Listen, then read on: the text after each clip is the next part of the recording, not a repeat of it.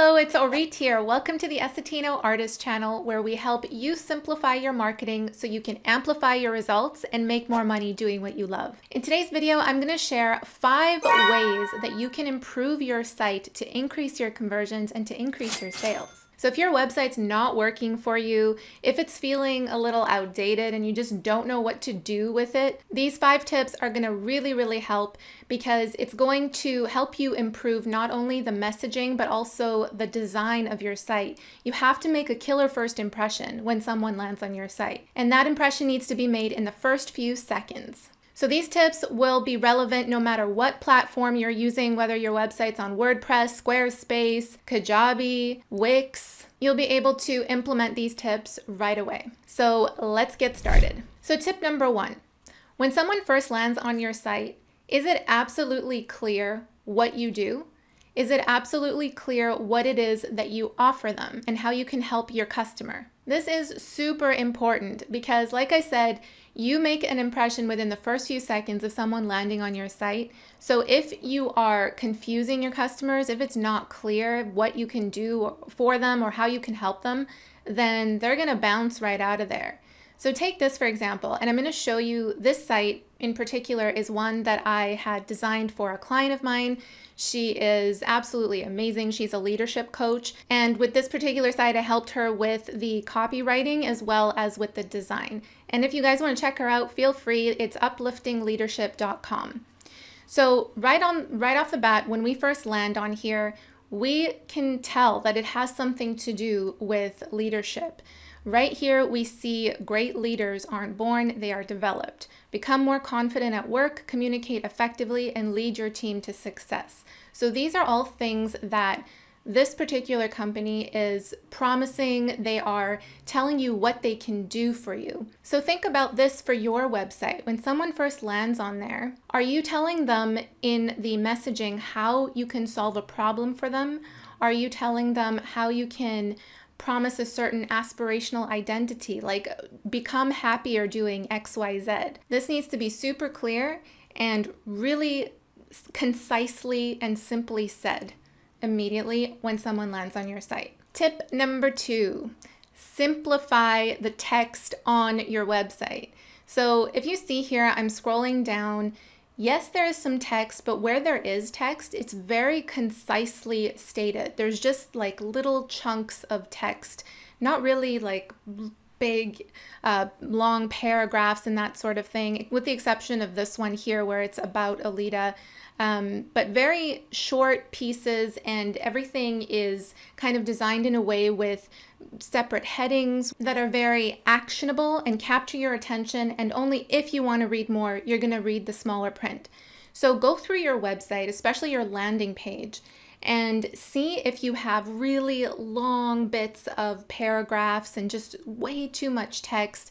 You know, like I said, a lot of people just don't have time to read. As much as we want them to read through our content, people don't like to burn calories reading. It's work to read through all of that text. And in fact, the less text you have on your site, the shorter your text is, your sentences and everything are, then the more likely someone is going to read it. So cut down on your text, go through wherever you have long paragraphs, go through and see if all of that information is absolutely necessary. If it really is, then keep the first 2 sentences and then have a read more button instead. Another thing you can do is replace the text with images or icons or a video even. As you guys know, pictures and videos, all these visuals speak much louder. They contain way more value and so much more information. So much more is communicated through a video and an image. So think about how you can replace what you want to say with those visuals. Tip number 3, your site needs to have obvious call to actions. So what do you want your customers to do? What do you want your visitors to do when they land on your site?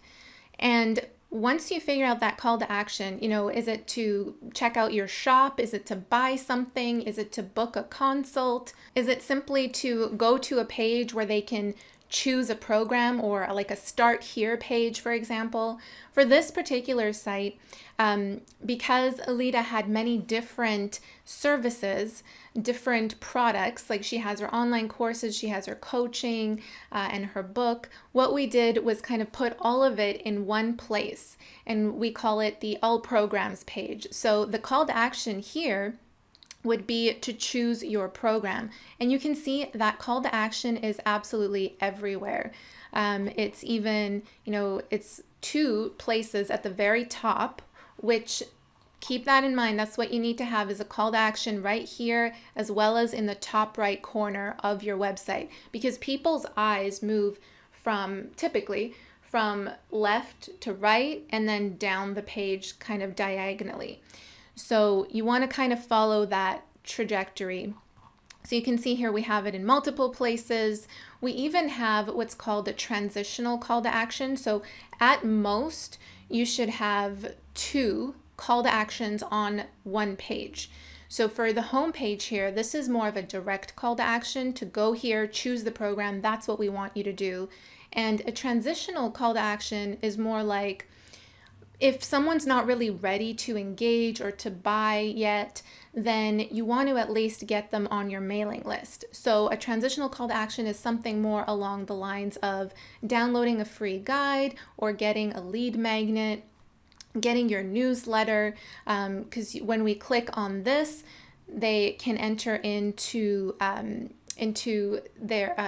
Uplifting Leadership's mailing list to get more resources, more tips, and that sort of thing. And that's what you want. If they're not ready to buy yet, you want to be able to at least keep them close, keep them in your list, so that you can show up and continue providing value to them, so that when they are ready to buy, your products and services are in front of them when they need it most. So for this tip, I want you to think of, what is that direct call to action? Do you want people to go to your store, to go to a shop, to buy a particular product, to buy a course, book a consult, book a Zoom meeting with you, whatever it is? Make sure that call to action is everywhere on your website, and especially in multiple places on your homepage. Again, guys, all of these tips are to make it super simple, super easy for people to know exactly what you want them to do. That's the whole thing we're doing here, is simplifying. Tip number 4, have images of success, of your client's success on your website.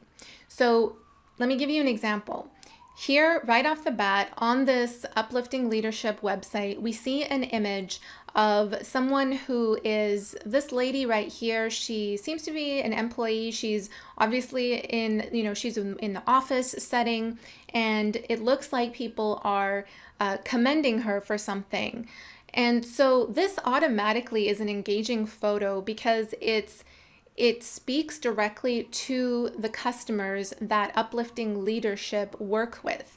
So this particular company helps people become better leaders. They help them develop their skills and become better at their jobs and what they do. So this image automatically speaks to that kind of vision of how this company wants their customers to feel like. So you can see here, there's another image of a manager who seems to have everything in order, and his team is ready to work. There's another image here of a team working together. Quite a positive image and a happy image.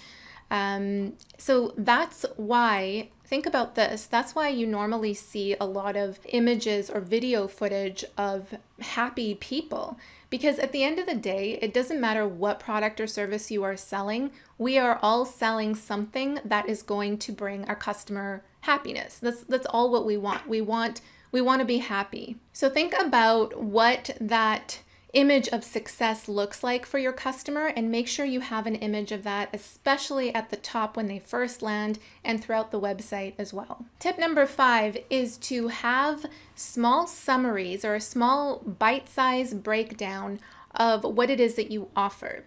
So for this particular site, like I said, she has coaching, she has her courses, and her book as well. There's so many things that she is selling.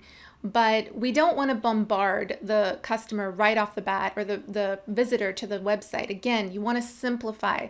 Wherever you are providing way too much information, you're just going to confuse your customer and they're going to bounce right out of there. Keep it very simple, and you can put something like, even like just a three little short summaries on the site of what it is that you offer, with a button to read more or to learn more about that particular service. So you're just letting them know what it is that you offer, and only if they want, they're going to head over to that page to find out more.